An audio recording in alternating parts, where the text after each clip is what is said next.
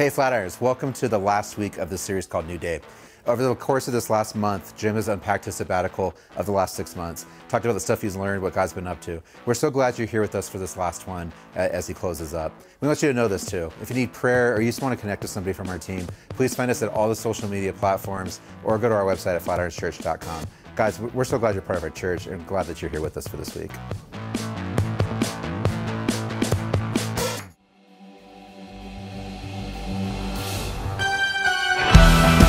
What's up, Flatirons? Come on and stand.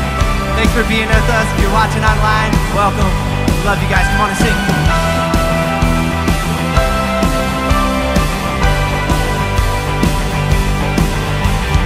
Fear is trembling. Death has lost its sting. At the sound of your name. Come on. Shining, courage comes to life at the sounds of your name. Come on, every voice. And in your name we have overcome. And in your name darkness has been overthrown. Every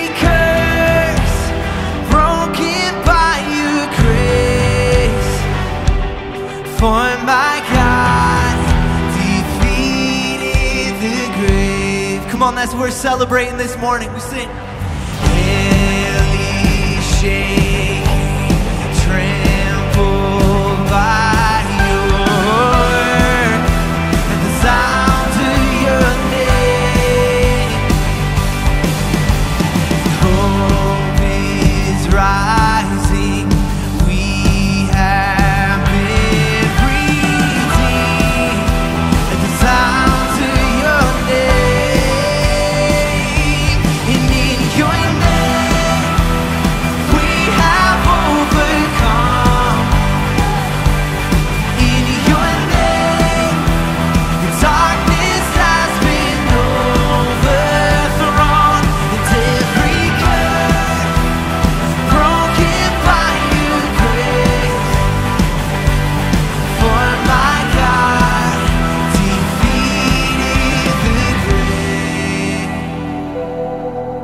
that's our hope this morning. So it doesn't matter what you walked in here with, what you're going through. The battle's already been won, and we can be confident in that. So let's sing this out together. In my weakness, we sing. In my weakness, you are stronger. Through my sorrows, you bring me joy. In this chaos, you are my peace. Through the silence, your name resounds. In my weakness, come on.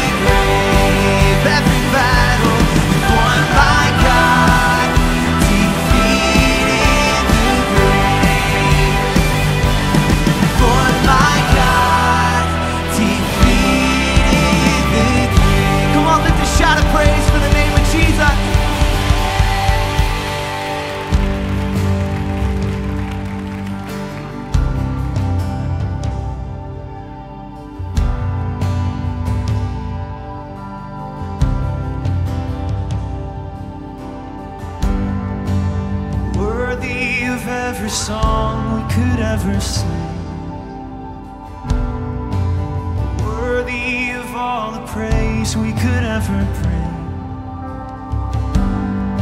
You're worthy of every breath we could ever breathe. We live for you.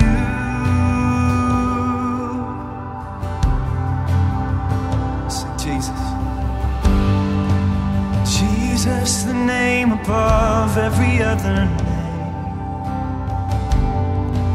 Jesus, the only one who could ever save. You're worthy of every breath we could ever breathe. We live for you. We live for you. Holy, there is no one like you. There is none beside you.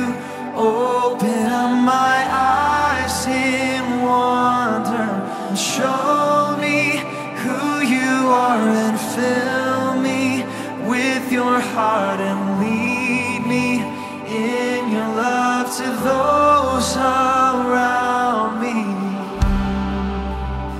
Yes, God.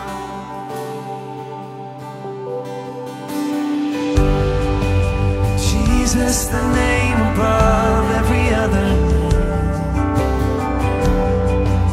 Jesus, the only one who could ever save. You're worthy of every breath we could ever breathe. We live for you. We live for you. Sing holy. And holy, there is no one like you. There is none beside you. Open up my eyes in wonder. Show me who you are, and fill me with your heart, and lead me in your love to those around me.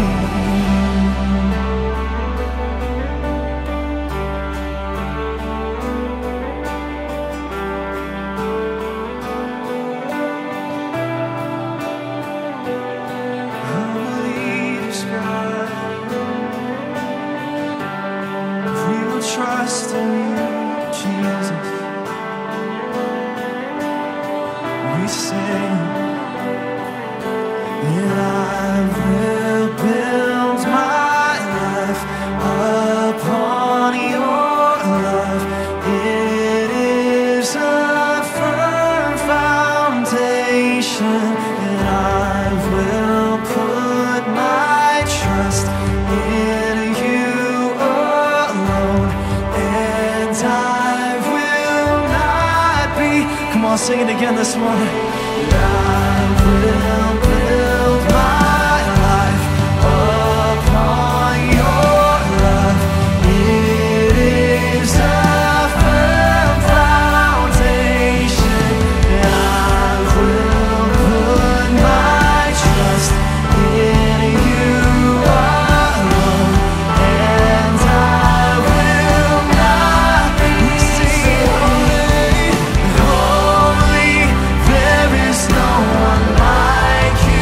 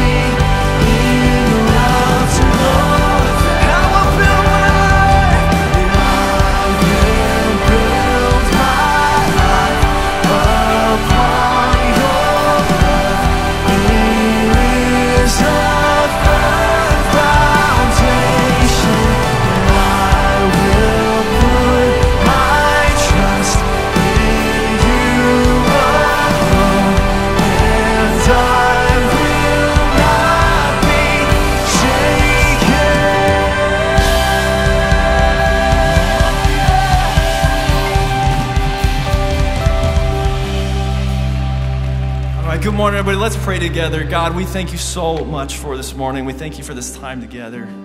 We thank you for the truths in that song. We thank you, God, that you are worthy of our praise. You are worthy of our love, of our admiration, God. We thank you that you are that firm foundation for us that we can stand on. We thank you that when the storms of life come and they try and knock us down, God, that you keep us strong, you keep us standing because we can stand on the firm foundation that is you. We thank you that we can trust you, God. We love you. It's in Jesus' name we pray. Amen. We're so glad you're here this morning. We'd love if you just take a moment, greet someone around you, and you can take a seat.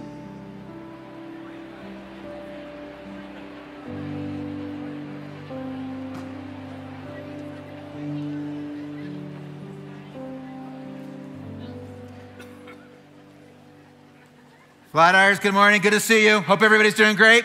I'm not going to ask you how you're doing because last week everyone cried when I said that. So I'm just glad you're here.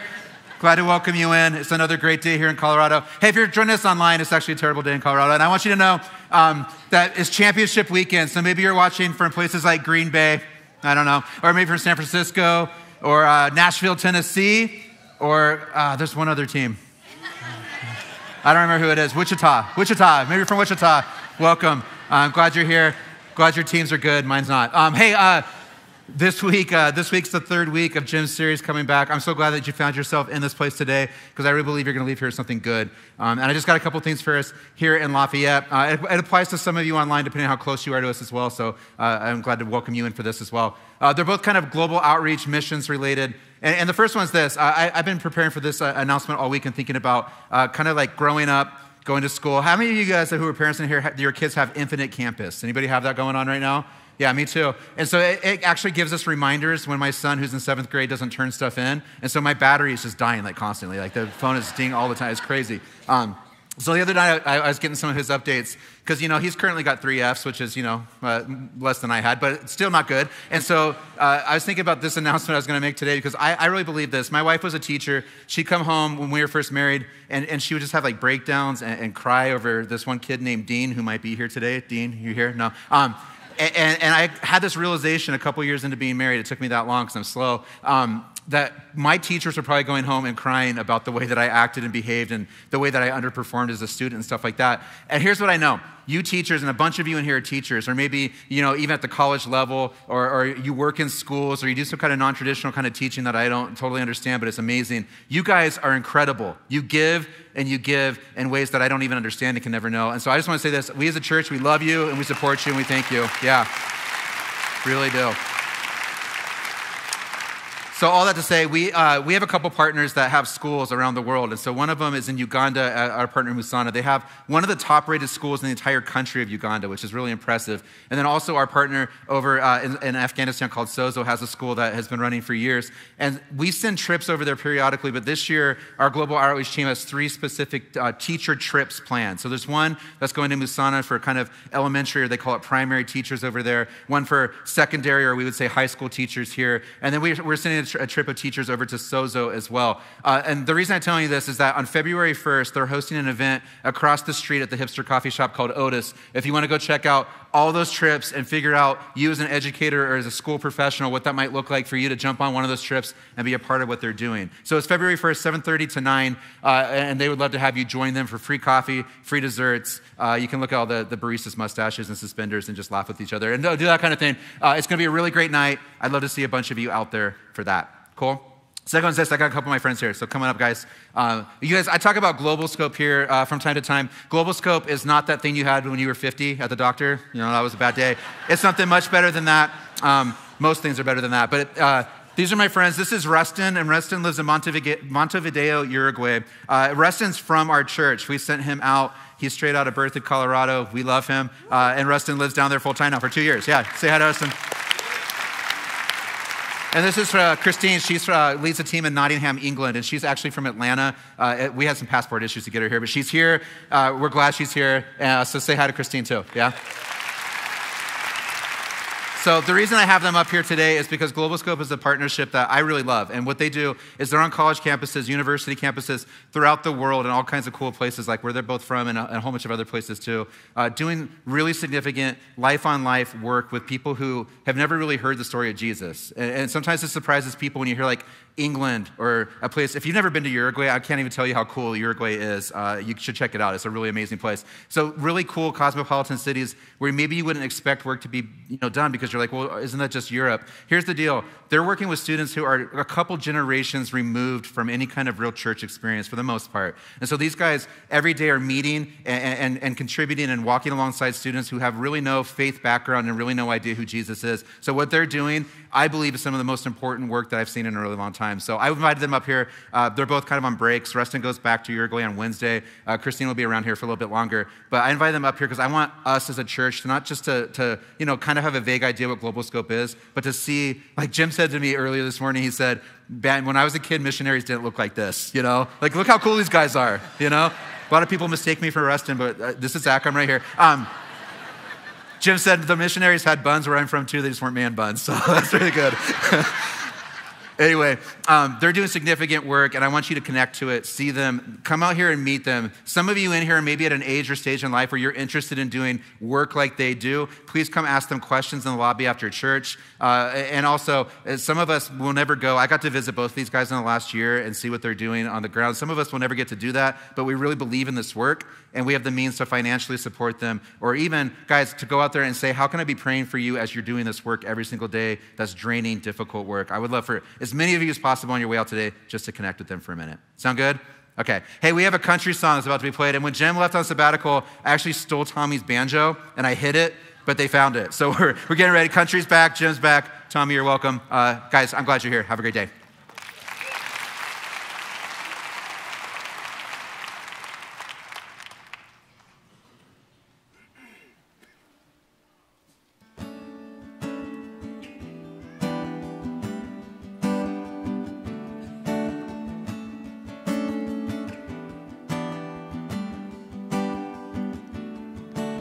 Born in a hurry, always late, haven't been early since 88.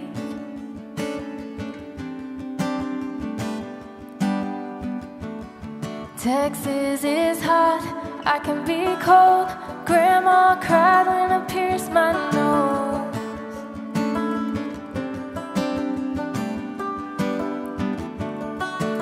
Good in the glass, good on green, good when you're putting your hands all over me.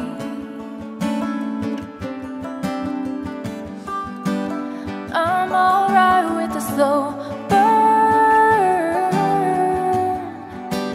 taking my time, let the world turn.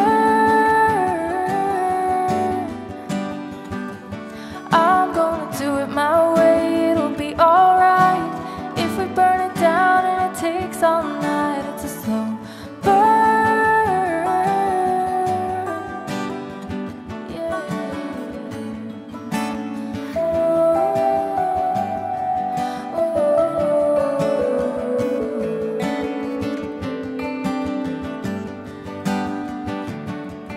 In Tennessee, the sun's going down, but in Beijing, they're headed out to work.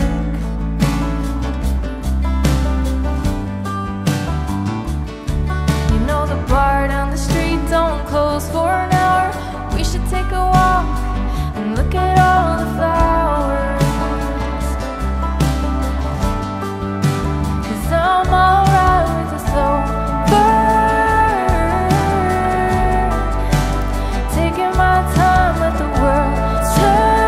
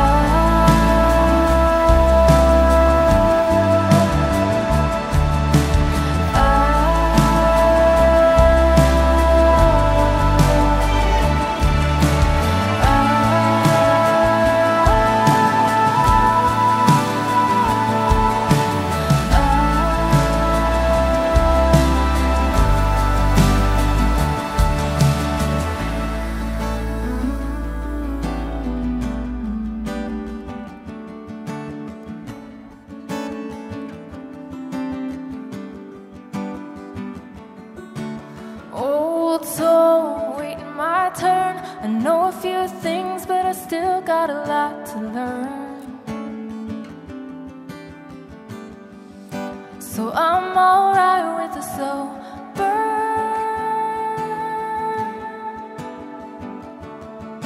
Slow burn.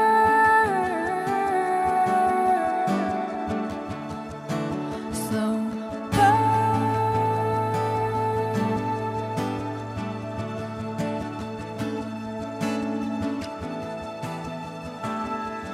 I'm alright with the slow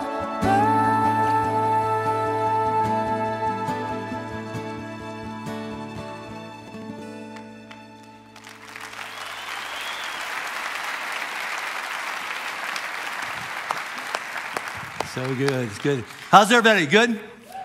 Good. Okay, hey, I'm going to jump right into this. Before I do that, though, here's what's really crazy. When I walk up here, somebody much smarter than me pushes a button, and then all of our campuses are connected right now, including our brothers out in Lyman. Will you just say hello to them right now, because they're joining us right now. All right? Hey, guys.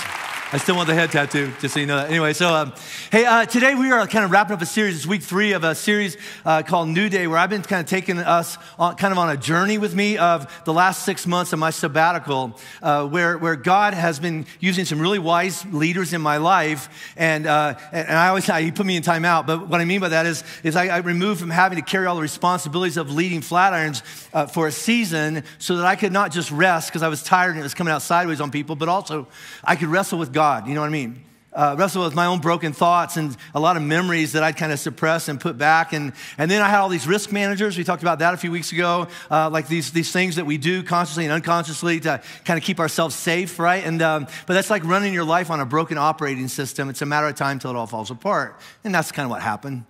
And anytime something like that happens in my life, my first response, my initial response is I panic, like, oh no, all right? Or I get sad or I get afraid. But here's what I've learned about myself, that all my emotions, they all come out as anger, right? So sad, whatever that is, it's just anger. And it makes things worse for me, but it also makes things really, really bad for anybody connected to me or standing close to me. The fallout always falls on them. And that happened too.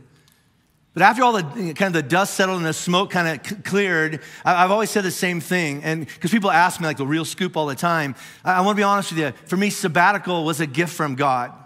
Not initially, it was a really bad gift. It was like, kind of return that, But it was a good thing eventually, and God's taught me so much. The question has never been if Jim should have gone on sabbatical. Absolutely, all right? All my energy and all my trauma came around how it happened. Like there's a lot of times we go, well, I agree it needed to happen, but not like that, okay? Because it really was. I felt like it was an ambush. I felt like it was an intervention. But since I've been back, I've had a lot of people come up to me and said, hey, Jim, I tried to talk to you. I tried to talk to you about what was going on, and the truth is, I don't remember that at all. I don't remember any of that. They probably did. Okay, they did. They did. All right. But how about even if they did, I just didn't hear it. You ever been like that? You're so crazy up here that people are trying to talk to you and you can't hear it or see it because all I could hear or see was right in front of me was this panic every day, and I would get out of bed and I just always thought, is this the day I get discovered as being, such a letdown, and I let everybody down? Anybody feel like that sometimes, right? So honestly, I probably would not have agreed to go on sabbatical if they said, would you like to? No, I vote no, but I did go on it. And here's what I want to do. I want to end this series by acknowledging the same thing I acknowledged when I first came back. I'm surrounded by really good people. We're not going to make it if we're not surrounded by good people. I have good leaders in my life, good elders in my life who are imperfect. And I think that they would say the same thing about me. Jim's a really good man. He's a really good leader, and he's imperfect and make mistakes. I don't know if you've ever had to go through anything like this before, but if you've never done before, you just make it up as you go. Right? And sometimes we would just do it wrong, and then we'd say, oh, time out, that's not what I meant to do or meant to say, and we would correct. The only reason this worked at all is because of these truths that God has been teaching me, and I want to pass on to you over the last couple weeks. So if you haven't been here and you don't know what I'm talking about, here's the truths God has been teaching me that I've been trying to pass on to you all. The first one goes like this. God is in control, and we are not. If you have your phones, this should be your screensaver. Really, folks. I mean, this is good stuff, all right? God is in control, and we're not. All we are told to do is just show up every day and be faithful and obedient to what we know to do with those entrusted to us. And anything else is above our pay grade. That's God's. We just show up and do what we do know to do. Does that make sense? The second truth goes like this, and it starts with when, not if, because it's a matter of time. When we get tired, when we get weary or overloaded, when we make mistakes, God's response to us is never to punish us or hurt us or give up on us or quit on us or leave us. It's always, no matter what we do wrong, his response is always, come here, come closer to me. Let's figure it out together. Let's carry the burden together. And the only reason that I'm up here today, again, is not because any of us did it perfectly. None of us are going to do everything perfectly. There's times when we look across the table and go, could we have done that any worse? Right? But I'm here because I'm surrounded by people who are willing to take those two truths about God and put them into practice towards me. When I was doing well, that's kind of easy, but when they put those truths toward me when all I could see was just more tunnel. God is in control, and we can't give up on each other. Right? God is in control, and we can't give up on each other. Let's just say those out loud together. 1, 2, 3. God is in control, and we can't give up on each other. And the takeaway for this whole series for each of us is that if anything is going to get better in our lives, in the most important parts of our lives, like our marriages or our families or with our kids or with our friends or dating or whatever, the most important parts of our lives, those two big truths have to guide everything. God is in control, and let's not give up on each other. Got it? Okay, truth number 3. We're going to wrap this up, all right? Here's the thing about truth number 3. Usually, God will teach you something, a truth, and then to kind of land it, you'll look around and you'll go, you'll find a metaphor or an object lesson, and you can point to it and go, this truth is kind of like that. And so now every time you look at that, it'll remind you of this truth, right? That's usually how it goes. Like I talked about this last week is I was down in Mexico and I heard this guy teach, and he said, you know, this big, huge God created the whole universe and all the way down to this earth, and there's this little speck, and big, huge God could do anything he wants to that speck. He could crush it, he could wipe it out, he could find a better speck who'd actually listen to him. But instead, when this speck is messed up, God's response to me is, come unto me, all you who are weary and are heavy laden, and I'll give you rest. Take this yoke, take my yoke upon you, for my burden is light. All that stuff we talked about. And so I learned that. And then when I got home, I thought, that kind of stuck with me, but I need a reminder. So I got on eBay and I bought a yoke. A real yoke, you know, and I hung it on my porch and put the Bible verse under it. And all summer long, I've been staring at this yoke. So every time I look at it, I'm reminded of that truth. So usually the truth comes, and then you find an object lesson. But for truth number 3, it happened the opposite way. And that's what I want to talk about today. I actually started working on something and building something that I didn't think had anything to do with God at all, or this big truth. But what I was going to do actually would point me to this truth. I didn't get it till several months after I'd started. So that's the story I want to tell you today. So buckle up. Here we go. So part of my frustration, at least in the first part of sabbatical, and those first meetings with my elders or when I would go to counseling and stuff like that, is I would look at them as they told me what I'd done wrong and go, okay, let's do it. Let's do this, all right? I'm more than willing to look at all the hard stuff in my life. I have one, all right? Let's hit it hard. Let's go out. Let's fix it. Let's move on. Like fast, like now. Let's get it fixed today so I can get back to doing what I want to do.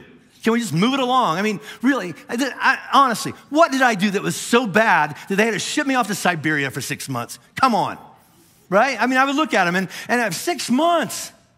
I mean, it was Memorial Day. You know what's 6 months after Memorial Day? Christmas. That's a long time. Let me put it in perspective. You know what 6 months from now is? Back to school time. All right, it's a half a year, and for someone like me, that is forever. Can we just fix it fast? Let's get all the players in the room, and let's fight it out. And I say that because I think I would win. I'd go McGregor on that cowboy. That's what I would do. All right, too soon, you lost some money. It's all right, right? But I go, let's just do this. And the answer kept coming back, no, Jim, this is going to take some time. You got to slow down. And I just wanted to go, that's stupid. I said, no, all right, and here's why. I've been in therapy quite a while. Here's what I've discovered. I have 2 speeds, stop and 100. That's all I got. I don't do anything slowly or in moderation. Let me quote the great Navy SEAL Shane Patton, all right? He said this, anything in life worth doing is worth overdoing. Moderation is for cowards. That should be in the Bible. You should write it in the front cover, right? If you want to go really deep, how about the great theologian Ricky Bobby? How about this? I just want to go fast. Can't get amen there, right? It's like, yeah. And now I have all these voices saying, you got to slow down. You can't rush things. And I was like, I don't want to slow down. And then one day my counselor actually said to me, he said, hey, Jim, you've lived the first half of your life going fast. And I looked back and went, it's worked out pretty well. till now, all right? And then Harv said, and now what do you have? And here's what I have. I look around, and especially behind me, and there are a lot of bodies laying in the road. See, when you live your life going too fast, you spend a lot of time, way too much time, going back and picking up bodies and making apologies and trying to fix things, which you rarely actually do because you mean to, but there's always more that has to be done right in front of you, and you have to do it now and fast. And so I meant to get to that. I just never have time. And then Harv looked at me, and he said, so Jim, is that how you want to live the rest of your life, going fast? Running over people, the most important people in your life, hoping that maybe you'll have some time later on to go back and pick up all the pieces? It's like, no. And then he threw out something that would kind of become like my mantra or my slogan for the rest of my sabbatical. He said, I want you to think about this. What if slow is fast? And I went, huh? Well, slow is fast. So he elaborated. How about this? Is it possible that, Jim, if you were to slow down, you'd actually get to where you want and need to be faster? As opposed to constantly having to go back and fix stuff and repair stuff and that you ran over. And I looked at him and went, I'll pray about that. Which we all know means that, no, I don't want to do that. So a few days later, I'm sitting in my family room, and Paul Andrews, one of our elders, he came over to kind of check on me. And he was telling me about some stuff that was going on in the office here at Flatirons. And the more he told me, the more I just got amped up, all right? I mean, I was mad. I was like, I can't believe that. I can't believe so-and-so is doing that and saying that and acting like that. Hey, Paul, I just want to go over there. And he goes, hey, Jim, why is this bothering you so much? I didn't even stop. I just went, because I lead Flatirons. And he goes, no, you don't. Not right now. It's like someone kicked me right in the stomach. And bad bike wreck, you know what I mean? And I went, wow, that hurt. And he said, Jim, you've got to stop. And you've got to slow down. And I said, and do what? You just go up to your cabin and do what? I don't know how to do nothing. Just get away and slow down and rest. That's like saying to an addict, just say no. It's not that easy, right? And so I go, all right, I'll do it, because apparently I'm not in charge. And that wasn't in my notes. It just comes out. And so I go, okay, fine. And I went up to my cabin, and I stared down a tunnel of 5 months of doing nothing slowly, all right? And that's exciting. And I'm out there, and I had an idea, which is always dangerous, all right? So buckle up. So let me give you some backstory. So a few months before sabbatical, I had an opportunity to go to Scotland with some of my buddies. They were celebrating some birthdays in their life, and they said, hey, Jim, you want to go with us? And since they were paying, I was like, yes, because that's how I roll, all right? And so I love Scotland for several reasons. This is my second time being there. The first time was about 3 years ago. I actually went over to visit one of our partners, Global Scope, which is doing amazing stuff there at the University of Edinburgh. And so that's where I kind of fell in love with the place. But let me tell you the real reasons I really wanted to go. I did one of those Ancestry.com things where you spit in the tube and mail it off. I'm 17% Scottish. It's like, I'm going to the homeland. I'm going home, you know? And so I'm like, oh, this is going to be so much fun. The other thing is, I dig bagpipes. I like them. I have bagpipe music in my truck, all right? My wife opens the door and throws herself on the pavement. But I love it, all right? But the real reason is I think I look great in a kilt. I do. I own 4 kilts. I do. And I wear them the right way. If I can never wear them on stage. She goes, oh, you know, down here. Stop thinking about it. But this last trip, one of the things that caught my eye, and I know I've seen it before, but it really kind of jumped out at me. All over the countryside in Scotland, England, there are these dry stacked stone walls everywhere, and they're just beautiful. And they're like artwork. But what really kind of like stuck with me on this trip is that our guide pointed at some of those stone walls, and he says, you know, some of those have been standing there for between 3,000 and 4,000 years. I'm like, are you kidding me? And I don't know if you're involved in the building industry or anything like that, but I'll just be really honest with you. There's nothing being built in the United States that's going to be still standing 300 or 400 years from now, let alone 3,000 or 4,000 years from now. It's just different. And so I'm up at my porch doing nothing slow. And so I'm leaning on the rail of my cabin, and I'm looking down at the driveway that kind of leads up to my cabin. And I thought, I'm going to do it. I'm going to build a wall. It's not a political statement. Don't email. Don't email me, because I won't answer it. This is stupid. You need to lighten up. All right, so I'm going to build a wall like the ones in Scotland. And I know what you're thinking. Do you know how to do that? Have you ever done it before? No. That's never stopped me in any other area of my life, right? And so, how hard could it be? And there's YouTube, duh, right? And that's what I did. That's also how I learned to rappel.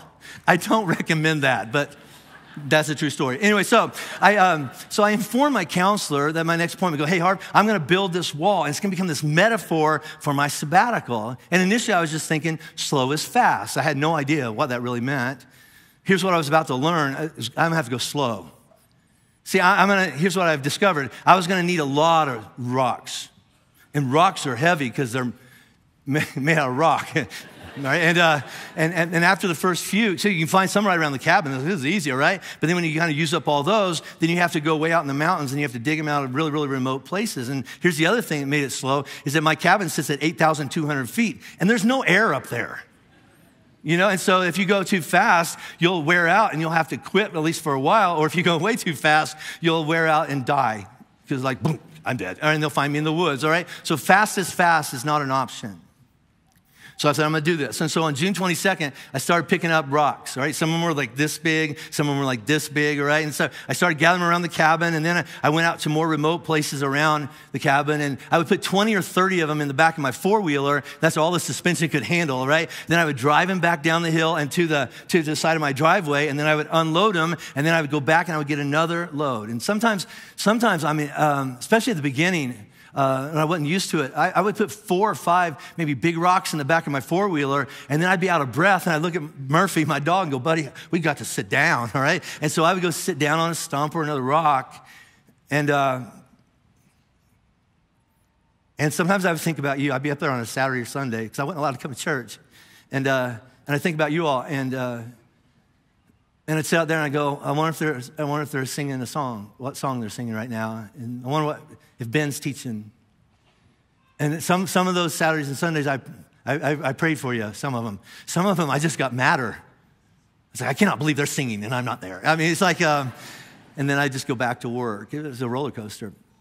Then on July 21st, I laid the very first stone, all right? And I don't know how many stones are in the wall. I lost track at 6,000 stones over the next several months. And everyone had the same process. I had to go out and I had to pick it up or dig it out of the side of the mountain. And then one by one, I put it on my four-wheeler and then I'd drive it back down the hill and I'd unload it. And then it would come time to put it on the wall and I'd have to figure out which one goes. And I'd pick that one up and try to turn it and adjust it. And that wasn't the right one. I'd put it down and I'd find another one. Sometimes I'd have to take a chisel and kind of take the edge off. But over time, it began to kind of take shape. And eventually, I had a wall and a drum kit in my yard.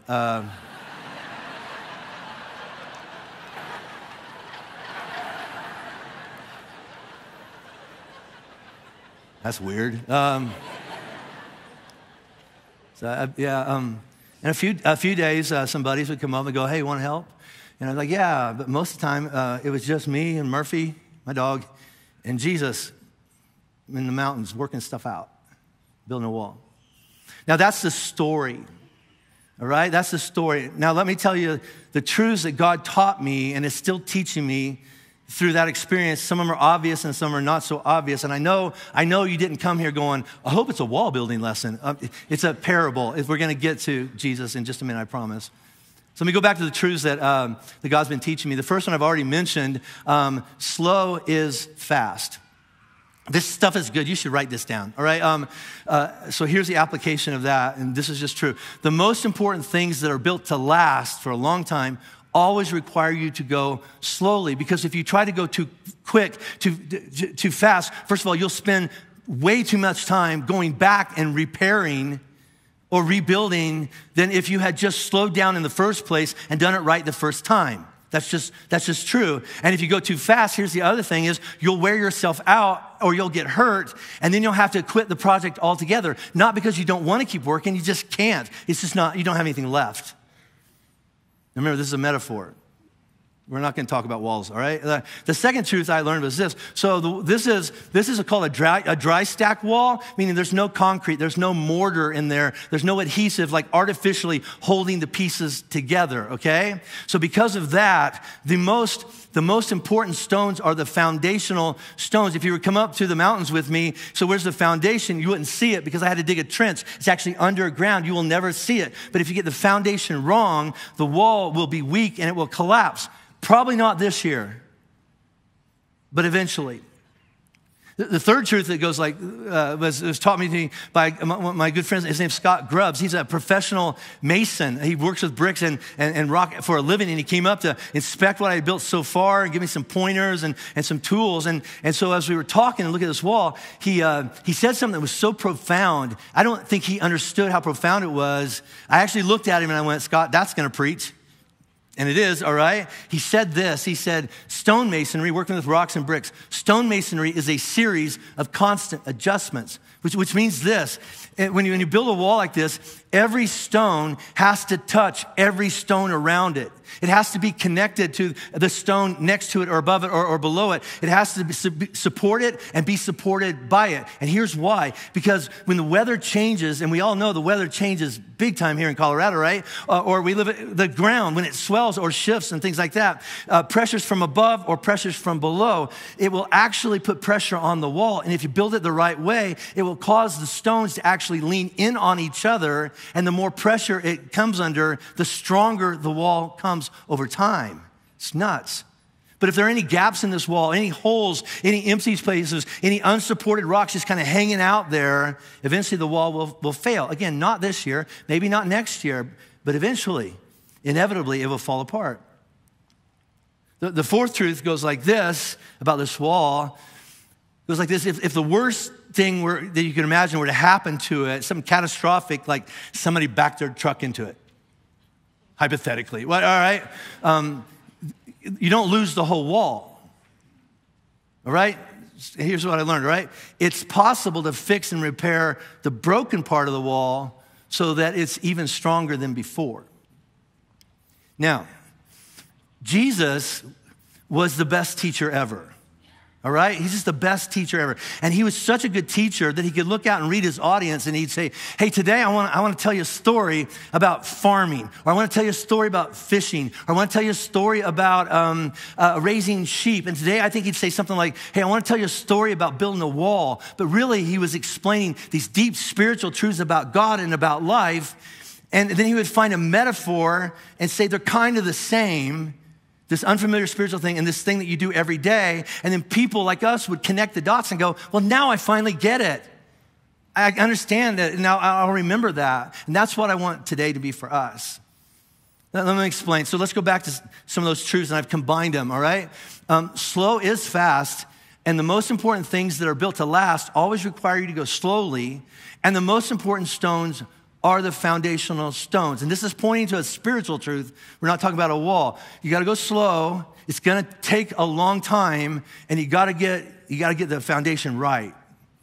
Now, let me tell you how this kind of all clicked in my head. I had an aha moment. You know what an aha moment is? Where you go, that's an aha moment, okay? And when it clicked in my head, what God was trying to teach me, I was almost embarrassed.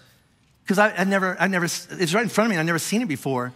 And here's what I mean. I've read the Bible a lot, right? That's kind of my job, all right? And there's these stories of Jesus. Matthew, Mark, Luke, and John are the Gospels or the biographies of Jesus. And if you read through the stories of Jesus, he healed a lot of people. But not like we would do it. Not like he'd take people to the doctor. I mean, they were like miracles. You can't explain it, all right? Like he would speak. Somebody was sick, and he would speak to them, and they weren't sick anymore.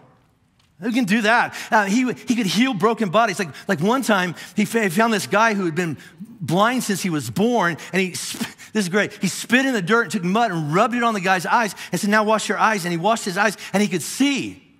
All right, just like that. One time, there's a guy who had never been able to walk for his whole life, and Jesus looked at him and says, get up, take up your mat, and walk. And the man stood up and walked home. How do you do that? It's a miracle. One of my favorite stories is this dad came and said, my daughter is at home, and she's dying. Will you come to my house? And he says, you have great faith. She's fine. And she came back to life. That's a miracle, right? Now, time out. Sidebar here, all right? All the people, think about this is deep. All the people that Jesus healed or raised from the dead later got sick and died. Every one of them. How can you say that? Where are they? Ah, sensei. Yeah, there, yeah, right?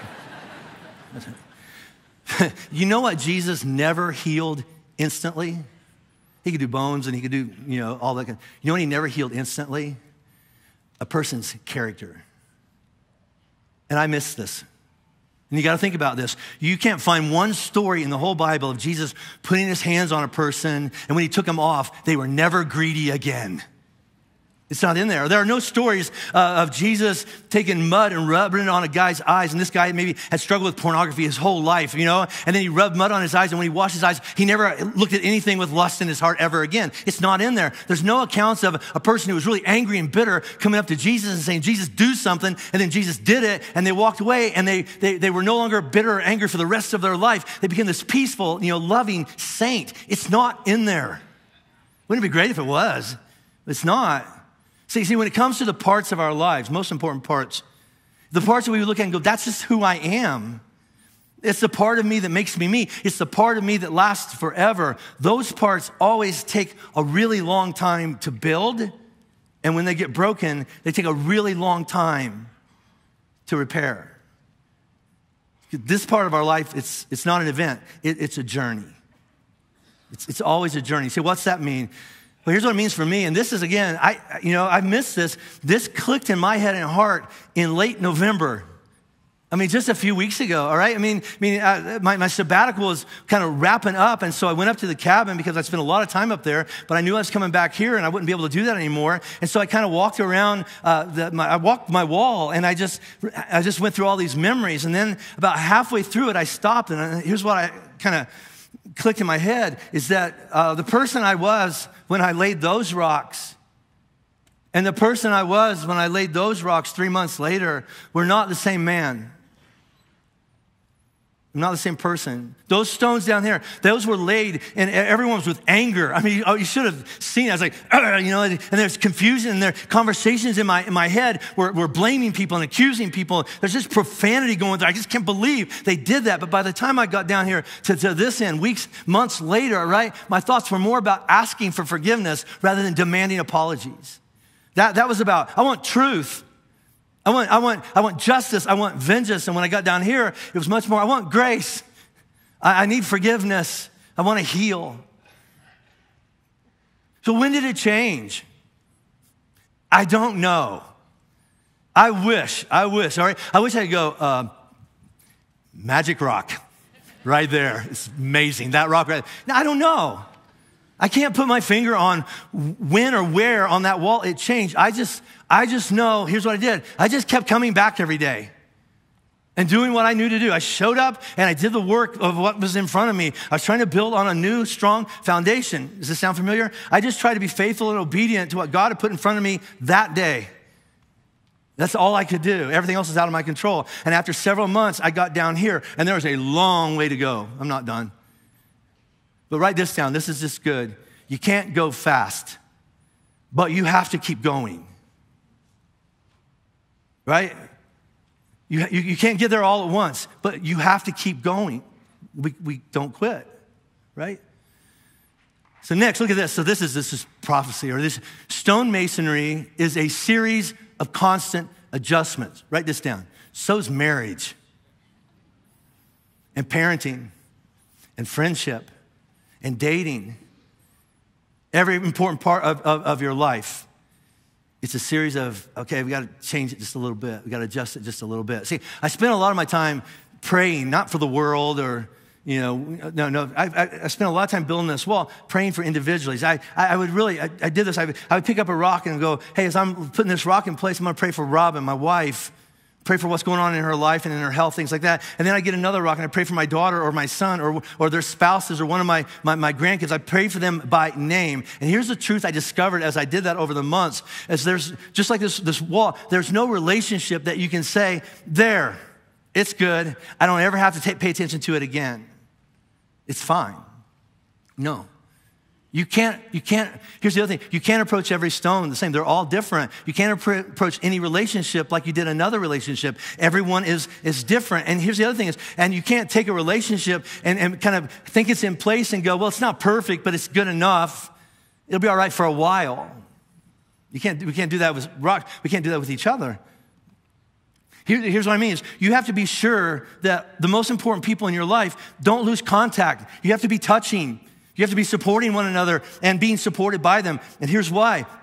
Because it's not an if, it's a matter of time until the ground underneath your foundation is going to shift, and it will reveal if you're really connected or not, or you just have this facade. We are really good, aren't we, at putting up this facade and gluing things to the surface, going, look, I'm fine. And then the pressures of life hit, and it cracks, and it all falls apart and reveals it was never fine in the first place.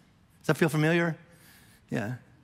Here's the second part about that part. All right. At one point, building this wall, I got really, really self-righteous. I'm so spiritual. And here's what I mean, is I looked at this wall and went, it's a metaphor. It's for my metaphor for my life with God. It's a metaphor for my family. I want to build a family. I want to build a legacy that will last for 1,000 years. So I'm going to let every one of these stones represent a prayer for my family, a thought for my family, a member of my family, my closest friends. And so I'm spending all this time like I'm so spiritual. I'm like the Bible people.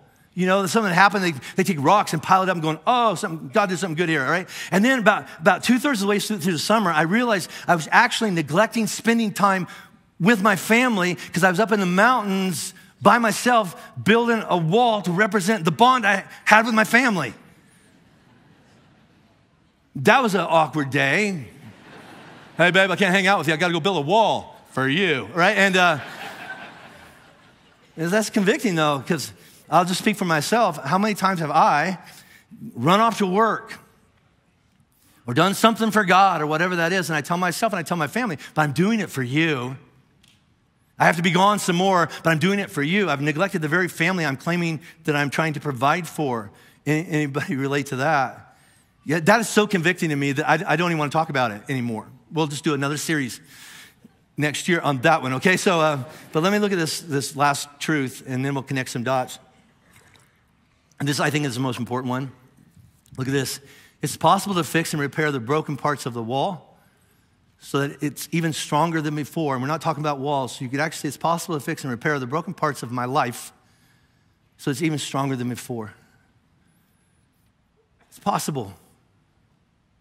So, we talk about those crucible retreats and liminal retreats and soul beauty retreats and unknown retreats, we do all these, all right? And it's where you go off and you do hard work. And so I remember the first time I went to my retreat about 6 years ago. And so on the last closing ceremony, they wanted to impress upon the men there is that we've got to stick together and we've got to take care of one another, because if we live our lives in isolation, something bad's going to happen and we're going to fall apart, which is the story of a lot of us, all right? And the metaphor that they used was the giant redwood trees, all right? So the giant redwood trees are on our west coast, and I don't know if they're the biggest trees in the world, but they're the biggest trees in North America, and they're right on the coast, and they grow like 300 feet tall. That's a football field on its end, all right? Huge, huge trees.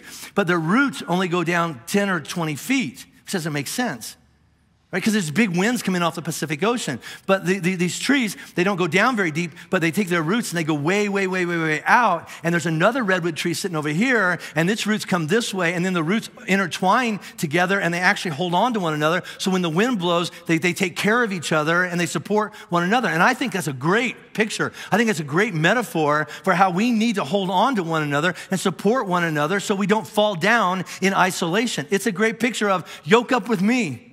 Let's carry the load together. Let's don't give up. Let's hang together. So it's a great picture to a point. Here's where the metaphor kind of falls apart for me, no pun intended. But what happens when a catastrophic storm hits and hits that tree? And despite all the efforts to hang on to one another, the tree gets blown down. And if you've been there, there's some laying on their sides. What happens when a redwood gets blown down? Here's what the answer is not. You just stand it back up. No, you don't. You can't. There's no story of anybody taking a 300-foot tree and standing it back up. It's impossible. Which is why I think that this dry stack wall is a better metaphor for the life that Christ has in mind for us, for a couple reasons. No matter what happens, natural, catastrophic, cancer, car wreck, divorce, stuff. You got blown at you and you didn't get to choose. Or how about this? You just really screwed something up and your wall broke. Here's the thing about life. As long as someone is willing to show up every day, as long as somebody's willing to keep on working hard and do the work and never, ever, ever give up and keep on taking care of it, this wall can last for 3,000 or 4,000 years. Every part of this wall can be repaired. It's possible. And it is for you too. And me. It's possible. It's not easy, but it's possible.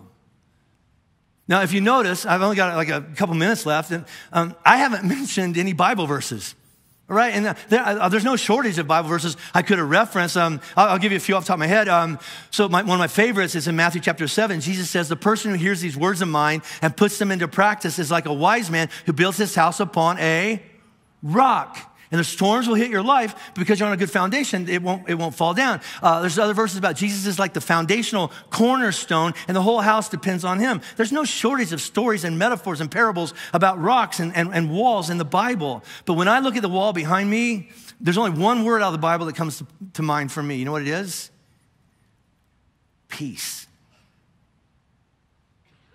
And let me explain, because I wish I would have known that on the front end, but it wasn't until just a few weeks ago that it all came together for me. So some of you know Hebrew, you don't even know it. The Hebrew word for peace is shalom, right? You've seen it in a movie or something, right? Shalom. And it means more than the absence of war or the absence of conflict, although shalom certainly means that. It can be applied in that sense as well. But shalom on a true, deeper meaning actually translates this way, complete or whole. Now, hang on to that, because the ancient Hebrew language and the ancient Greek language, which is what most of the Bible was written in originally, okay? The English language is not so much like this, but those two languages have what are called word pictures that go with them, so that if someone like me were to say shalom, there's an image or an idea that would come to your mind. And the word, this is just crazy because you can't make this stuff up. The word picture that goes with the word shalom is this. It's a perfect whole stone with no cracks, or, look at this, a stone wall that has no gaps and no missing pieces. You can't make this up. What do you mean? Something like a dry stack stone wall is very, very complex. It's made up of a lot of different pieces, 6,000 and counting on this one. And it's complete. If a Hebrew person were to come up to the cabin and look at my wall and say, it's not missing anything, it's complete and it's whole, they would say, Jim, your wall is in a state of shalom. And that would certainly apply to life. You see the connection here? So your life is just like this wall. It's very complex. It's made up of a lot of different pieces. And if those pieces are missing or out of alignment or fall down, I think this would describe how we feel. I feel like my shalom broke down. My peace broke down. Life is no longer whole. Something needs to be restored, which is why shalom is also a verb. Actually, you can actually bring shalom. And when you bring shalom, it means that you make something that was missing something, you make it complete. And the Bible's full of stories like that. A guy named Solomon says that when enemies reconcile a broken relationship, he says that they bring shalom. In the Old Testament, there's all these prophets, and we just celebrated the event called Christmas. All these prophets said that one day God would send his one and only son, and he would be known as the Prince of Shalom, Prince of Peace, and he would restore everything, and he would make things right and whole, everything that had been broken down by sin. He would repair the part of the wall, the connection, the relationship between us and God that had been broken. He would become the cornerstone, and some of us would reject him, and some of us would say, I want to build my life on him. One of my favorite chapters in the Bible is the very first public talk Jesus ever gave. He said, blessed are the shalom makers. Because when you bring shalom, you actually experience the with God kind of life. One time Jesus looked at his followers and says, I want to give you something. I would like to give you my shalom. My peace I give to you. A guy named Paul says this. He says, we have shalom with God through Jesus. And he goes on to say, and the grace that Jesus gives us is the same grace that not only takes away our sin, it's also the grace that gives us the strength to stand, or when we fall down, to get back up. Same word. Another place Paul says this, Jesus is our peace, and it's broken down any wall between us and anybody around us. In another place, he says this, that we have peace with God, but, this is a big one, but that peace came with a price. which is the blood of Jesus on a cross. And I guess that's what I want to leave you with. I want to leave you with this truth. Does anybody else need peace? And it seems to be eluding you. Would anybody like to see the parts of your life that are broken or missing come back into wholeness and completeness? Let me just tell you this, all right? Slow is fast. It won't happen all at once. It's going to take a while, and I promise that it probably involves a series of constant adjustments along the way, and it won't be easy. Because peace is so good, but peace takes a lot of work. And it's not just the absence of conflict. It's not just we don't fight anymore. It's more, it's a journey. It's moving from death to life. And that doesn't happen in one day, all right? It's restoring what was broken and making it whole. And it's now possible for just people like us because of Jesus. Does anybody need the pieces of their life to come? This is what Ben and I are going to talk about for the next month. My life is shattered in pieces, and I want them to come back together so I can have peace. It's going to take a lot of work, but it's possible. Isn't Jesus a good teacher? Let me give you one more, and then we're going to take communion together and sing a Johnny Cash song because we're Flatirons. So Jesus says, I want to give you a parable. I want to give you a metaphor. I want everybody to take a piece of bread. And I know what bread has meant in the past, but from now on, whenever you look at this bread, I want you to think of me. I want you to think of me. It's like it's my body. And it doesn't literally become his body or anything, but when you look at that piece of bread, I want it to be a metaphor for me. And then when you drink this little cup of juice, I want you to remember a lot of hard work had to be done on our behalf so that our wall could come back together and be whole again. And that's Jesus on the cross. Here's my favorite story of Jesus. He looked at some people and went, do it. Nail me to a cross. Stick me in a hole and put a big old rock on top of it. And then stay tuned. And 3 days later, he walked out of the grave and says, if I can do this, you can trust everything I ever said. And here's what I said. I would like to give you my peace. And it's available to anybody who wants it. So we're going to take communion together. And we come from a lot of different backgrounds, and we got people all over the world watching from different backgrounds. Hit pause right now and go to your fridge, all right? Listen, we're going to take a cracker and we're going to take some communion juice. Are you allowed to do this? Do you want peace? The bread and the juice don't bring you peace. Jesus brings you peace. He just gives us these symbols to say it's all available to you. You just have to ask. So if you want to take communion with us today, then you're welcome. And if you want, I don't want to do that. Just let it go on by. So I'm going to pray, and then we're going to sing this awesome song. Soundtrack of my life. Ain't no grave going to hold me down. Ain't no tomb going to keep me. No, my past is not going to keep me condemned forever, because Jesus rose from the dead. And if he walked out of the grave, I'm walking too. Right? And so are you, right? So let's pray. So God, in this moment, all things actually become possible. If you can roll away a stone and come back to life, if you can look at us and say, I'm not going anywhere, I love you, then all things really are possible. God, there's so many times we look at it and go, could you just fix it now, right now? And you know what? If that was the best way, because you love us and you want good for us, you would fix it right now. But you're so good and you're so wise. You know the path, and it's usually a journey, especially in the most important parts of our life. I pray today, God, is the first step on a journey for some of us of moving from death to life and brokenness to wholeness, from living in pieces to finally experiencing peace. Your peace that you are offering it today. So we're gonna take communion. We're gonna sing a song. We're gonna worship you because you are good, and we love you. And it's in Jesus' name I pray. Amen.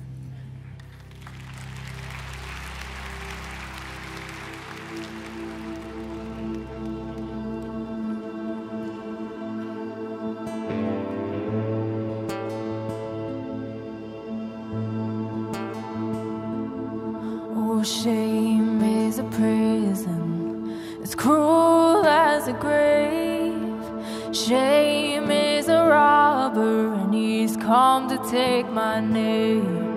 Oh, love is my redeemer, lifting me up from the ground.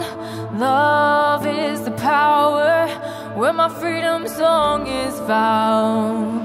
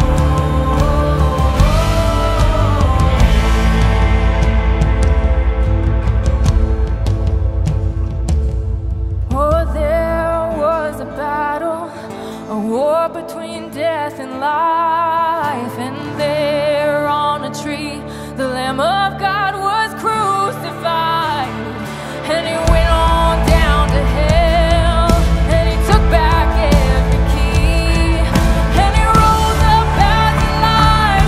He's gonna set all the captives free. There ain't no grave could hold his body down. There ain't no grave could hold his body down.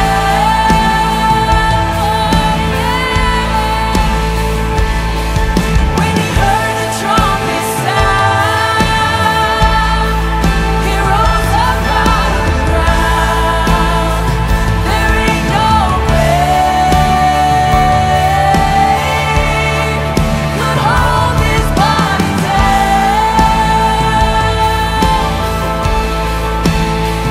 There ain't no grave could hold his body down.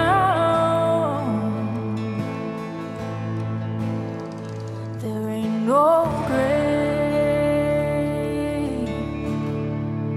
could hold his body down.